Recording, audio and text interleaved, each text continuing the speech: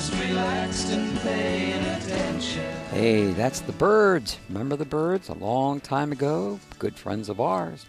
Welcome back to 21st Century Radio. I'm your host, Dr. Bob Hieronymus, and our executive producer and research assistant is Laura Kortner, and our engineer is Anita Brockington. Yes, we are talking about UFOs tonight with the executive director of the venerable Mutual UFO Network, more commonly known as MUFON, Jan C. Harzan. Are you with us there, Jan? I am. All right, we got a pretty tough question for you, so you better watch it. Ready? Okay. All right, we got people listening now. Are UFO reports increasing or decreasing, Jan? You know, they're pretty much staying the same. Same? Okay, all right. Yeah. You solved that problem. Well, we've been tracking it, literally discreetly for the last 12 years, and it tends to be seasonal. It goes up in the summertime, June, July, August, and it tends to trend down in the winter months of December, January, and February. But it pretty much stays, for us anyway, between about 500 to 1,000 reports a month. It's in that bandwidth, and it just bounces up and down in that bandwidth. Well, what interesting trends in MUFON is MUFON seeing over the past few years regarding UFO sightings? Well, we're getting quite a few triangle sightings. I mean, those have been very prevalent within the sighting reports that we get. We get an awful lot of orbs as well. The hard part about the orbs is trying to determine whether they're actually Chinese lanterns or something of that nature versus an actual orb. But those two things seem to be the mainstay of what comes into our reporting system, besides all the IFOs and other things that are not necessarily extraterrestrial related or potentially extraterrestrial related. And then you get the occasional structured craft, just one-off craft that's seen at close range and reported. So, but I would say predominantly it's the triangles and the orbs are what seem to be pretty consistent. Let's talk about orbs just a second. Sure. I'm trying to remember we broke that story 20, 30 years ago, something like that. And I can't remember the guy. Yeah, Jose Escamilla. Yes. I think, Ron. What did we lend? We lent him about $3,000, didn't we? Yes, we did. Yes. Yeah, they made a movie on that. But they have discovered things now about them that I'm not aware of. Because what in the past, back there 30, 40 years ago, they really didn't know much about them, and they didn't know for sure what they were doing. But now, I've heard some people talk about them in a different way today. Is there anything new that's been discovered about orbs? I know that they have talked about them being the reason why we haven't seen them is they go a lot faster than they thought they did. Well, yeah, we may be mixing two different things here because okay. Jose Escamilla was working on rods, which were yes, flying through the photographs, and those do look very, very interesting. You can also those would be sometimes confused with insects flying through a camera because they will fly through very quickly, and their wings fluttering at hundreds of times a second can look like something unusual in a still photo or in a motion picture.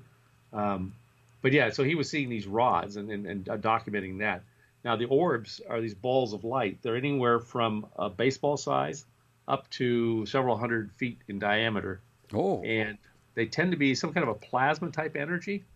And the thing I find interesting about them is that we do have cases where these have been reported moving through a wall, say into a bedroom, and then materializing into a being. They're rare, but we do have those cases that have been reported to us. That would say that these balls of light, these orbs, have some kind of intelligence to them.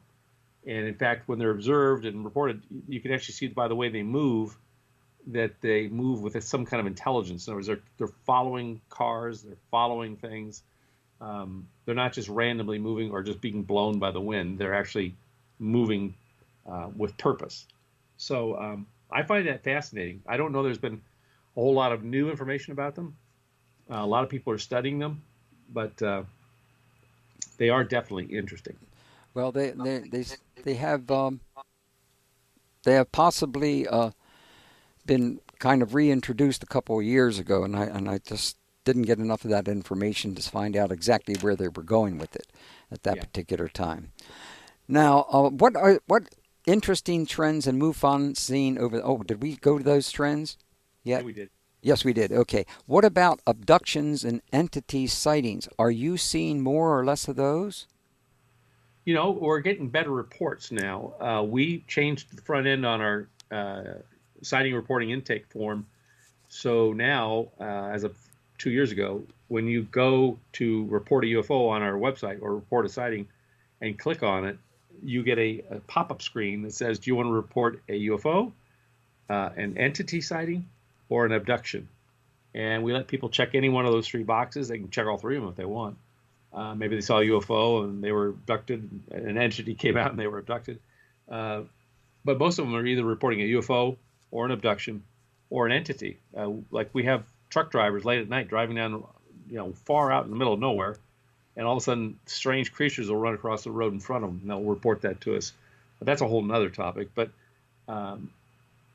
yes, the answer is we are getting very, very good information from experiencers and from abductees about cases of where they're doing. And our team that does that is our experiencer research team. You can go to MUFON.com. If you scroll down on the right-hand side, you'll see the experiencer research team. You can click on that icon and review the team itself. You can put in an experiencer questionnaire if you feel you've had some experiences yourself. If you want to talk to someone on the team, you're welcome to do that.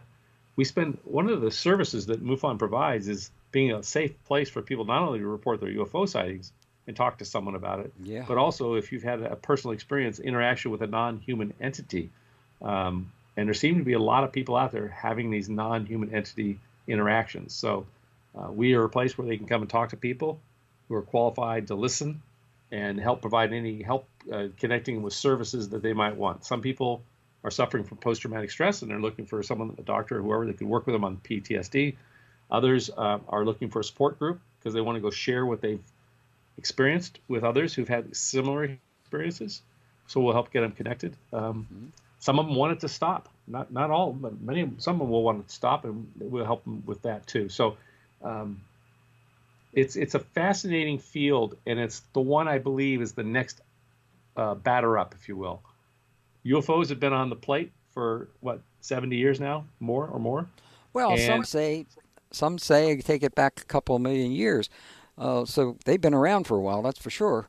Oh yeah, no, they've definitely been around before mankind, for sure. But I'm just saying that from the human consciousness, the word UFOs really came to the forefront back in the 40s. That's sure. And that's been kind of the front line. This whole abduction thing has been kind of poo-pooed and not really taken seriously, I think, by many of the people. I mean, if you have a hard time believing that UFOs are here, how are you going to believe that there's actually non-human entities abducting people or doing things with them, or interacting with them?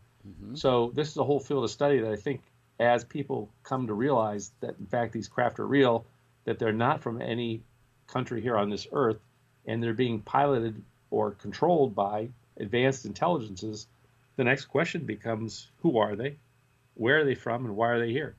So I think that's going to be the discussion maybe 2-3 years from now, maybe 5 years from now, but it's going to definitely be where this whole thing leads to, in my opinion. One good discussion group that's going to happen, let's see, in Las Vegas on September 25th to 27th. Is that correct, sir? That's correct, yeah. Friday, Saturday, and Sunday, the 25th, 6th, and 7th. We'll be in Las Vegas at the JW Marriott, which is in Summerlin, Nevada, just about 20 minutes off the Strip. Beautiful 5-star resort, and we'll be under 20 acres of air-conditioned roofing and with our own convention center and casino. So people will have a great time out there. The most thing is the people who are going to be there. We've got George Knapp who will be there. George Knapp. Oh, boy. It's good to hear his name again. Yes, he is. And he broke the Bob Lazar story, 30 years ago? Yeah. We're going to have Linda Moulton Howe be there. Oh, Linda. Yeah. Fantastic person. She was. We're going to have James Fox, who just finished his movie, The Phenomenon. And my understanding from talking to him is it's going to be a blockbuster movie that'll be released in theaters sometime in the fall. We're going to show it as a premiere if it hasn't been shown yet, so people can come and see the movie as part of just attending the symposium, or even if they're not, they can come watch the movie. He interviewed people from our government, people from our military, people from all walks of life on this topic, and got some incredible footage about them saying, if you have friends who don't believe this is real, take them to see that movie. He told me it's going to be just a knockout. I've seen the pre-clips of it. I haven't watched the entire movie yet, but I know the kind of work that James does, and it's just phenomenal. Could you repeat the name of it again? It's called The Phenomenon. The Phenomenon. The Phenomenon. Yeah, if you go to our MUFONSymposium.com website, you can see that, because under the speakers, he's right there in the center. You've got Colonel Halt coming. Yeah, so Colonel we've Halt got a bunch and of military guys coming. Yes, So that's really something. That really is, because a lot's being made over that MUFON Journal photograph on April on the front of your journal cover. Yep. The new Antarctic mystery ship and Operation High Jump. Boy, the last three, friends, you've got to subscribe. You've got to get involved with MUFON, because when you see these magazines, these MUFON, well, I call them more than magazines, but the last three, you would have gotten first, let's see,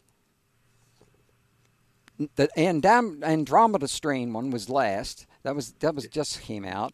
The one in I'm talking about. The first one was March, and that's on the weaponization of space. Did you hear what I just said, guys? These, if you want to know about these things, there's a whole magazine on them. Especially the one that's going to be so much more important than I think people know at that time is that Antarctic. Do you want to say anything about the Antarctic stuff? Well, we have a great researcher. His name's Tom Keller, and I mentioned him earlier because he and I were the two people sitting in the front row when Ben Rich gave his famous words at the UCLA Alumni Association that night. And he's been doing some real deep dive digging in some of these different topics and come up with some great articles for the journal for us.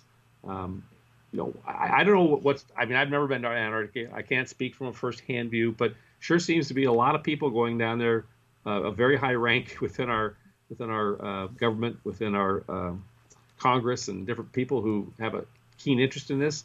And of course, there's a whole litany of historical data that we have from Byrd and others who've gone down there, and that there's something big about Antarctica. And so it'll be interesting to see how that all plays out as some of this stuff comes to fruition and to realization in the public's mind.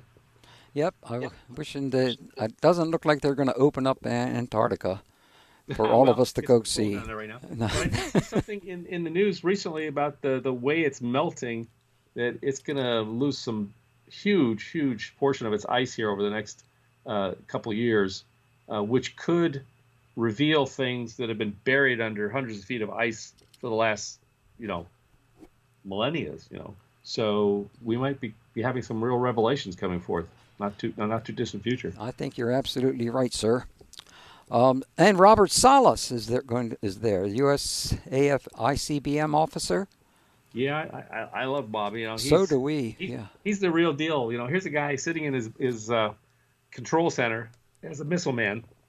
Interestingly enough, in college I was in Air Force ROTC, but I was in it because I wanted to become a jet fighter pilot and become an astronaut. And my eyesight wasn't very good, so I kept getting knocked down every year. I came back my sophomore year. I was now a navigator instead of a pilot. I came back my junior year, and I was now a missile man. Hey. And I don't want to denigrate Robert and what he did, but I didn't really see myself sitting in a silo in the middle of nowhere with my finger on the button to blow up the world. That just was not anywhere in my thought process. So I kind of opted out. I told the colonel at that time I was going to not continue with ROTC, and I ended up teaching myself how to fly. But here's a guy who was in his control center in Montana in 1967 when one of these craft came over his silo. And it was just his. It was other ones, too. Even in Russia, they found out later, was having the same issue. These craft came over and shut off all the missiles. Oh. And he said, Jan, we didn't even know how to... this thing shot a beam into the ground through 60 feet of concrete and metal down into a triple steel-hulled container into a firing box and shut off all the missiles. Do you know it took almost a month to get them turned back online? Because it was not a simple matter. No. Boeing had the contract to maintain these missiles. They had to send in a whole crew to basically reset the wires on them. And there was a general who got very upset about this happening and demanded a investigation. And they investigated it, and the report came out and said it had to have been caused by this craft. Well, they didn't like the answer. They destroyed the report. They destroyed the report. There is no report about how this happened. I mean, if you were to ask the military, please explain to us how your missiles got shut off, there is no report. Because, frankly, the report that came back did not give them the answers they wanted to hear. Yeah. So, yeah. Anyway. You're going to go around in circles for a long time that way. Yeah, and then we were talking about the Tic Tac, and we've got a couple guys here who were involved firsthand with that whole thing. Kevin Day. Can we do that after, take our break now and then get right into Tic Tacs? You can share a lot with our audience. Did you bring enough Tic Tacs for everybody? I hope so. All right. Okay. Well, we'll be back with our guest. Jan C. Harzan. I keep always thinking to call him Dr. Jan. I'm going to call him Dr. Jan anyway, and he's not going to like it, but he deserves a couple of doctorates in the kind of work that he's doing. Executive Director of the Mutual UFO Network. And by the way, you can reach him through www.mufon.com. And you should also go to MUFON Symposium if you want to find out more about this particular event from in September. We'll be back in just a few minutes, and I'll get a haircut during that time.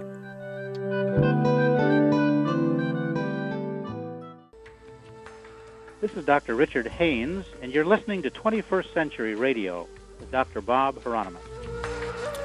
Gosh, we haven't heard from Richard in decades. I wonder if he's still alive. I hope so. Our guest is Jan C. Harzan, Executive Director of the Mutual UFO Network. And as I said before, you can reach him at www.mufon.com. And we're talking about ready to talk about the most important things we've ever heard, and that is Tic Tacs. Tic Tacs at the symposium, yes. They're a little bit different. Did you get enough for everybody? Yeah, we have more than enough. Oh, and a few patty whacks, too. I haven't heard that one in 3 or 4 lifetimes. Gee. Okay, now, so tell us about the USS Princeton during the Tic Tac event. Sean Cahill. Yeah, well, we have Kevin Day, who was the radar operator on the USS Princeton, which was part of the Nimitz group. Oh. And so when you had Fravor, who was the pilot flying the F-18, one of the pilots flying it, who actually chased the Tic Tac, Kevin was the guy handling the radar on the ship that was also tracking the objects. So he's going to talk from a firsthand experience of what he saw and what happened. It so changed his life that he's created his own little nonprofit to go get this word out. He's very, very excited about this whole process. Well, I'm excited that Princeton paid any attention to it. Well, it's the USS Princeton, not the. Oh, I see. I'm sorry. I'm sorry. It's a battleship. Still on active duty? He is not. All these guys are retired.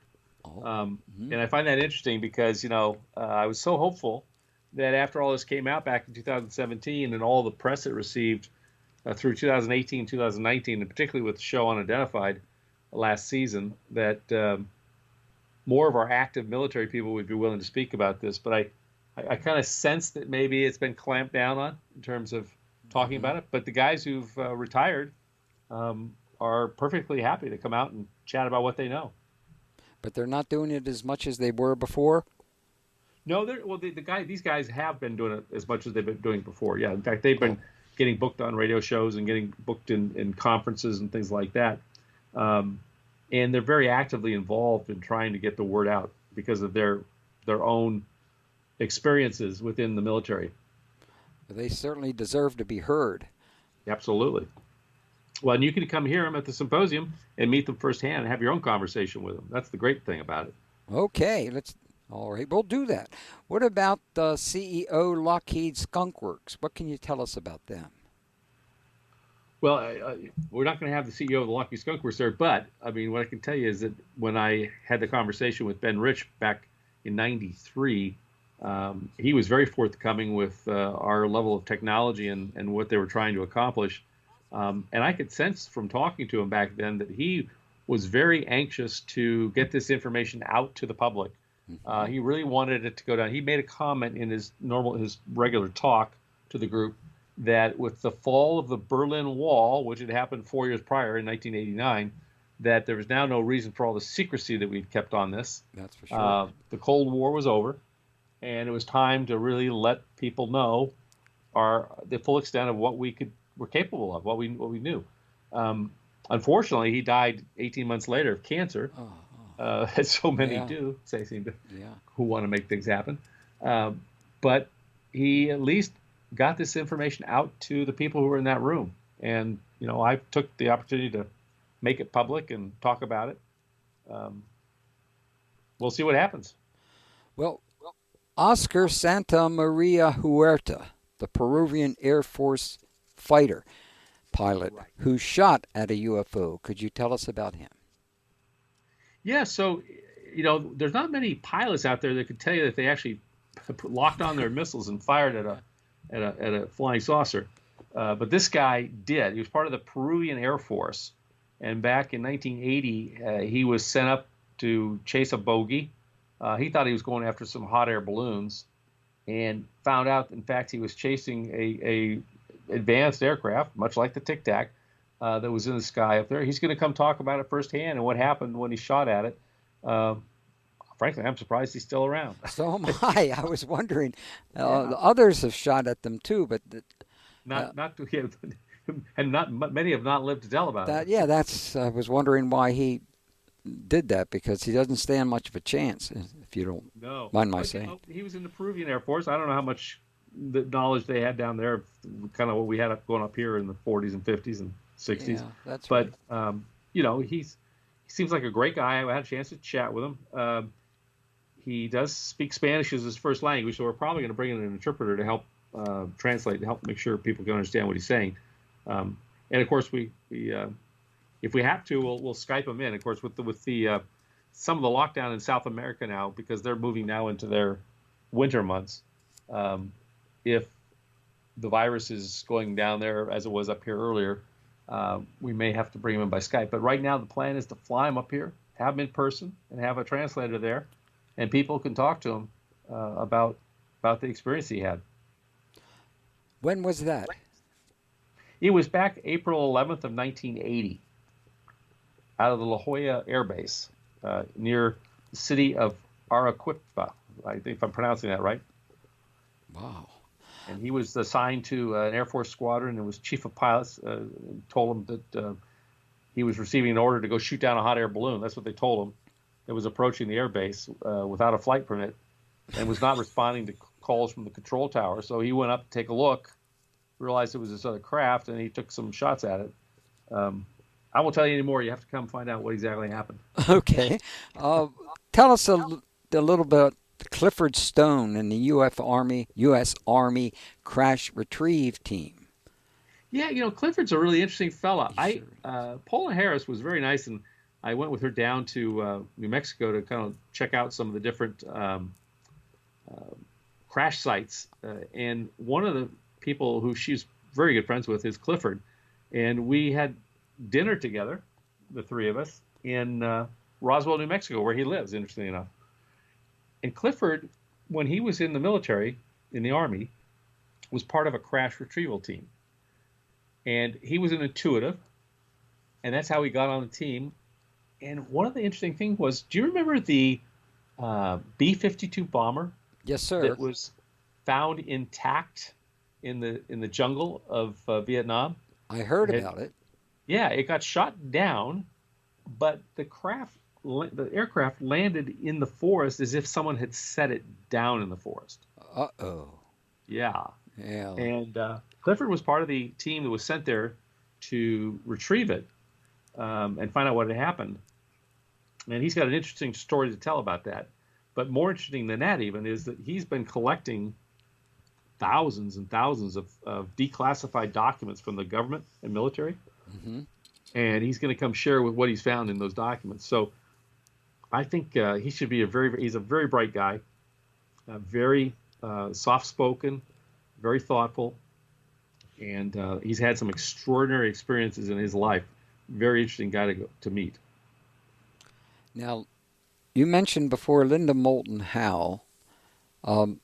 She is such an extraordinary soul. I've often been afraid for her because of the situations when she was trying to find out what the hell was going on with all the cows and back there. I'm trying to think of the exact name of some of them at the time, but I can't think of it. Cattle mutilations? Yes, the cattle mutilations were, which have, well, just unbelievable that what she went through. By and large, she would do this important research, present it, and then what would inevitably happen is that they would all just say basically not pay attention to it or not do any of the things that she requested that needed to be accomplished before they could find out how in the hell this stuff was happening. Right. And what she's going to do is she's going to come and share her some 30, 40 years of whistleblower testimony that people have shared with her, because being in that seat that she is, as you just mentioned, people will come forward and say, hey, Linda, I want to tell you my story. And one of those stories is the story we talked about just on the last segment, which is this whole Antarctic thing. And she's had a few military people come to her privately and share some of what's been going on and what they know firsthand. The challenge I always find on these things is being able to corroborate what people tell us. I mean, I have people come and tell us at MUFON extraordinary things, but the problem is when you try to vet them, their military records may or may not exist. They get cold feet when you dig deep, because people come and tell them to keep quiet. Mm-hmm. So it'll be interesting to see what she has. But I mean, she's been doing this for, 30 years, 40 years. Yeah. So I'm expecting that one to be quite the presentation. Well, I think it would be. That's certainly a lady I would love to come see again. It's been such a long time. And James Goodall, could you tell us about this? Because he was a good friend of Ben Rich, as you say. Yeah, Ben. Well, so Goodall was a recommendation by, when I was putting this together, I was looking for military people specifically who'd had firsthand interactions with, or knew people who had firsthand interactions with these craft. And Goodall, although he hasn't had any direct interaction with craft per se, he has a lot of very, very good friends who were in the military. He himself was in the military. And one of those friends, pen pals, if it were, was Ben Rich.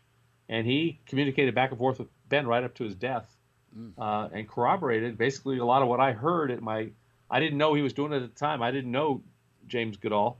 But when I had heard in 93 and with Ben, was corroborated by James writing to him and getting him to basically corroborate the fact that, yes, there are UFOs, and some are ours and some are theirs, was really what Ben Rich said in his letter to him. And he's got this, it's a letter from Ben Rich to him. But they had a lot of other discussions as well. So he'll be recounting some of those discussions he had and what was communicated to him. James is an expert on Area 51. He'll be talking a bit about that and where the best place is to go see things if you want to go out there yourself. We actually have 3 tours lined up. I believe it's 3 tours lined up to go out to Area 51 on Thursday and on Friday. Yeah. So people, if they'd like to go out and see the little alien and go to the back gate and see the fence and go to the perimeter and the painted mailbox and all those good things, they can do that. Now, we have never talked about what it costs to go to the symposium. Can we do that? Absolutely. So cost is just, I think the listed price is $349. But if you're a MUFON member, you can go for $329. But until I believe it's until July 31st. I might be August 1st. I have to go check the website. We had this scheduled originally to be in July, and obviously due to events around the world, we moved it to September. So we're kind of readjusting everything. But until then, we have a $50 discount off of the price. So if it was originally $349 for the general public, it's $299 until that date. I think it's August 1st. But you want to double check with the website. Okay. And then if you're a member of MUFON, which you can join for as little as $5.98 a month. Oh, wait, geez, you're really raking in the money over there. Yeah. $5.89. I'm sorry. $98 a month. Yeah, exactly. And that goes towards research and publishing the journal you talked about and other things to make it all happen. But for members, they can get it for $279. And what's great about that is that includes the banquet on Friday night. Why is that important? Because you get a nice meal from the hotel, and those meals are not cheap. So a good portion of that actually goes to the hotel, not to MUFON, unfortunately. But get a great meal, you get to spend time with people, get a network, or you can just come on Saturday and Sunday. There's a Saturday and Sunday ticket. There's a Saturday only, a Sunday only ticket, or you can just come to the banquet. I mean, you can do it any which way. We give you basically an a la carte menu if you want. But for the full symposium, $349. It's $299 until August 1st or so. And if you remember, it's $279 until that date. So I encourage people to sign up early, get it done. If anything changes, we give you, I think, a refund all the way up till September 1st or something to that effect. So you're not really at risk to sign up early. The hotel's just gorgeous. I mean, you will feel like you're living in a lap of luxury. The rooms are huge. It's just a wonderful place to go and spend time. And prior to this, we were going to be there in July, which is, of course, the peak season for the heat there, but it's really not that bad. I actually enjoy it. So in September, we're literally a week away from the fall pricing where the rooms are like extraordinarily expensive. And so we're getting a great deal on the rooms at that point in time. We need to take another break here on 21st Century Radio, and we'll be right back with our guest, Jan Harzan, and continue and there's going to be an astronaut there, correct? And we'll talk about that when we come back with Jan C. Harzan, Executive Director of Mutual UFO Network, or MUFON. Hello, this is Dr. Stephen Greer. I'm the Director of CSETI and the author of the new book, Extraterrestrial Contact, The Evidence and Implications. And you're listening to 21st Century Radio with Dr. Bob Hieronymus. Here's Uncle Steve. Boy, we haven't talked to Uncle Steve in 30 years. Yeah, something like that. Welcome back to 21st Century Radio. I'm Dr. Bob Hieronymus, and yes, indeed, we are still talking about UFOs, and we're talking about a most important event that's going to come up in September 25th to 27th. We've been alerting you to this, and some of the other people that you will meet there, or speakers that you'll meet there, will be an astronaut. Is that correct, sir? Yes, it is. Astronaut Blaine Hammond. He flew 2 shuttle missions, STS-39 and I believe STS-64 back in the 80s, or actually early 90s was when he flew. Mm-hmm. Blaine's a good friend of mine, and we actually met through our dental hygienist, who told me there was an astronaut that had an interest in this subject. And I said, well, I'd love to meet him. And she connected us up, and we've been good friends ever since. And he just is fascinated by it. In fact, he's got a family member who was one of the people who chased one of these UFOs back in the day, and I think actually was shot down by one of them. So whoa, definitely bought into the scenario and interested to find out just who these beings are and where they're from and why they're here. That's important to find out, and we should have done it a long time ago. But we had a hard time trying to find out whether they were real or not. But, of course, they really were. Interestingly enough, he just retired. He was a test pilot here the last few years for Gulfstream, and he moved to Las Vegas about 2 weeks ago. And he lives in Summerlin, right next to the hotel. So he'll be there. People can meet him, and he'll sign autographs for you, chat with you about it. You can talk to him about what it's like to be in space, all those good things. Oh. And, he just hasn't seen a UFO himself, so he can't really talk from firsthand about that. But he attends was attending the local chapter meetings here at MUFON Orange County for years. I would go down and meet him, and we'd sit together and listen to the different speakers. And very open-minded, and I think there's probably a lot of other astronauts out there who are the same thing. So if any astronauts are listening to this and they'd like to come to our symposium, I will buy you a ticket to come. Yeah, and I'll even pay half of it. Exactly. Just in case. Like And then you're going to have field investigator training. What is that about? How is that done? Well, that's done on Thursday. So it's actually the day before the actual conference starts. But we do training for our field investigators and anyone in the public who'd like to learn about field investigation. It's a full-day event starting wee hours of the morning, 7:30 in the morning until almost 5 or 6 at night. We've got Ken St. John, who's our Chief Operating Officer, who's actually going to be heading that up, along with Doug Wilson, both out of Colorado, and great slate of speakers who will share all sorts of topics such as, photo analysis, investigation techniques, interviewing techniques, and things to just help people be the best investigators they can be on these cases that we get every day. Well, the MUFON's mission statement is intriguing to me. The scientific study of UFOs for the benefit of humanity. Would you please break this down for us, sir? Absolutely. When I came onto the board for MUFON back in 2001, I was a big stickler, having worked for IBM for many years, of vision, mission, goals, strategies, and actions. Things don't turn to action unless they are pointed in that direction. But it all starts with what your mission statement is, which is your purpose. And the scientific study of UFOs was really what we wanted to be about. And science begins with the collection of data. It begins with observation. When Newton was sitting under that apple tree and saw that apple fall from the tree, it started him thinking, what made that apple fall? Why does an apple fall? And much the same way, we hear these stories of people seeing these craft that don't seem to, should be in our skies, but they are. We thought collecting data is really important because you really can't study something unless you have the data behind it. So we created the case management system and began collecting sighting reports. We'd already been collecting sighting reports prior to that by paper, and we've digitized all that and put it in the system. But science begins with observation and collection of data, and then, of course, the creation of a hypothesis and then testing of the hypothesis. That's the scientific method.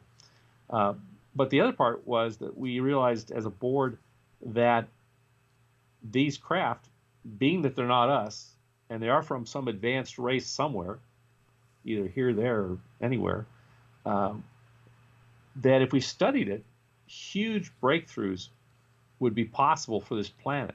Absolutely. And so that's why we made it the scientific study of UFOs for the benefit of humanity, because we really believe that by studying this subject, taking it seriously, focusing our attention to it, we are going to see some tremendous advancements for humankind on this planet. Especially as you note here, this includes free energy. Absolutely. Which free energy, advanced propulsion, health, communications. I mean, instantaneous communication anywhere in the universe. No one knows how that works, but we know that it works. Yeah, Even we our know that science labs today are communicating between atoms at great distances and instantaneously. And they don't know how it works, but they know that it works. So we'll discover how it works soon. I hope so. I missed something I wanted to go back to. I see your theme this year is called UAPs, Military and Government Witnesses Speak Out. That's great, but UAP? Yes, yes. But what's a UAP? How does it differ from a UFO? I always thought they were UFOs. Or are we being encouraged to change the terminology? And if so, why? Here's the story. So it's interesting because it's the military who keeps coming up with these terms. Back when Kenneth Arnold saw his disc skipping across the sky and said it was like a saucer being thrown across the lake, skipping across the lake, and the press came up with the word flying saucer, the guys at Project Blue Book didn't really care for the word flying saucer, mainly because they felt that there was other shapes and sizes that were seen. They weren't all saucer shaped. They came up with the term UFO, unidentified flying object, which made perfect sense. These are things in our sky that no one could identify. So that was actually coined by the Army, Air Force at the time. So now we moved to 70. Well, we had 70 years of disinformation and ridicule, and people who were associated with the subject were marginalized, criticized, many cases destroyed. Their livelihood was destroyed. Interesting. Yeah. So on the public's mind, you've got this thing of UFO. They think of tinfoil hat people and crazy folks. So when this topic came up again, I guess we needed a new term, and the military coined the term UAP, Unidentified Aerial Phenomenon. Now, a UAP is exactly a UFO, and a UFO is exactly a UAP. There's no difference whatsoever. So I won again. I get a B+ on that? Oh, yeah, A-. Absolutely. Thank you, sir. Good. Yeah. Well, so the interesting thing is, we're kind of in that middle. We've got MUFON, UFOs in our name. We're not going to become the MUFON. So, but to play along and play friendly, we coined the theme for this year's symposium: UAPs, military and government witnesses speak out.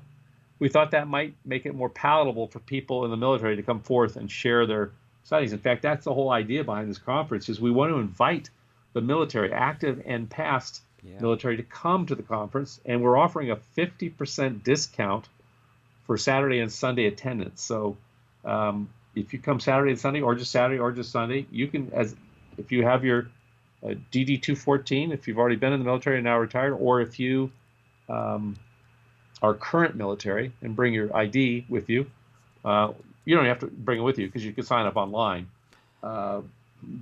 Whether we check it at the desk, that's really up to the staff. But what about some of us who gave our life in the last lifetime? Oh, well, does that work? Documentation, we'll take it. Okay, all right. Yeah, because there's a lot of us that have come back 100 times here, trying to put together the greatest nation in the world. Well, I'm biased in that. I'm sorry. I apologize. No, we are. We are the greatest nation. I agree with you. Yes. We've been blessed. Did you say lust? No, I said we've been blessed. Oh, I thought you said we've been lust. Yes. No, some of us have been lusted. Okay, so engage. So I think it's a great idea to engage our military and government, especially the men and the women. In this, because we're going to set up a room, if they care to, where they can come and sit and tell us their story. We can do it on camera or off camera. It's really up to them. But we're interested in hearing from our military men and women about their experiences with this phenomenon, and hearing their actual stories about it, because I think it's important to begin documenting that. You asked earlier about why aren't we hearing more from this military, or that? Why are we only hearing from the Navy? I think we're going to hear a lot from the Army, Marines. We get sighting reports all the time from Camp Pendleton, which is the Marine base just south of here. I think there's a lot of people out there sitting on a lot of information, and when they realize that there's other people talking about it, like Clifford Stone, like Kevin Day, like Sean Cahill, they are going to be more willing to open up and share what they know, and we're looking forward to hearing it. Well, that's the wonderful thing about going to events like this, because you actually will be able to talk to the people that we've been listening to for a long time, which is a wonderful thing. I get carried away with this because I seldom get a chance to even go out the door anymore. But I mean, when you go to an event like this, then you are going to be able to, and I would.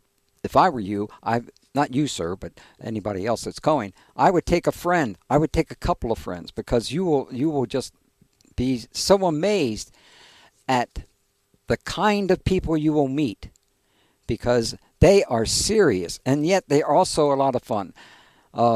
They are used to going through struggles and that kind of thing, which most people can't take. But all of us who have done this work have been beat up a number of times on that. Oh, yeah. Absolutely. Yeah. I really encourage people to come. I was here every year. Oh, gosh, the speakers aren't really what I want to see. But I tell you, the number one reason to go to a symposium like this is to meet the other people who are there and talk to them and find out why they're there. This particular symposium, we have dynamite speakers. All of them are worth spending time with and getting to know and talking to during the break times. So I would encourage everybody to come out, bring a friend, bring a family member or coworker, and come enjoy, because it'll be a fun time. I also thought that Katie Cook of the country music television fame is the MC. Yes, isn't that fun? I met Katie through our state director in Tennessee, Angelia Shear. They're personal friends, and she brought her last year to the symposium, so I got a chance to meet her. And Katie asked, could I set up a little podcast in a room here and do a little podcast? I said, sure. I found out that she was interested in the whole paranormal UFO thing. She's got a little show called WOW. I'm not sure what it stands for, actually, but it's called WOW. It's a podcast. Well, and I'm gonna she's just a wonderful person, and she's very interested in this subject. And somehow she got a hall pass from her employer to come do this. So that's awesome. We're looking forward to it. And with that, we've got to stop, unfortunately. Oh, my boss is allowing me to ask one more. How to join MUFON? Absolutely. Well, we'd love to have you as a member. You go to our website, MUFON.com, click on Join, the top menu bar there, and it'll take you to some different options you've got. Bottom line is, if you're just interested in finding out about UFOs, you can get that free just by going to a website and tracking UFOs. If you subscribe to our email list and our social media, that's all free. But if you'd like to do a deeper dive and you'd like to know about some of these cases and some of the great stuff we've been talking about here, join as a member and you'll get the journal every month. We've been publishing it for 51 years, and you'll be able to get discounts off things like merchandise as well as the symposium. So. Thank you very much. Geez, we're out of time, Jan. Look forward to having you on again.